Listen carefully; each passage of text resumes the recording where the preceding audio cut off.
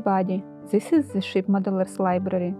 Today I will show you a book about the Gunboat Philadelphia and the defense of the Lake Champlain in 1776 by Philip K. Lunderberg. One of the vessels that fought in this obscure but vital naval campaign was the Gunboat Philadelphia. She was sunk shortly after the battle ended. The Philadelphia was raised from the bottom of the lake in the 1930s and is on permanent display at the National Museum of American History at the Smithsonian. Also, an exact replica was built by the Lake Champlain Maritime Museum, and it is afloat on the Lake Champlain.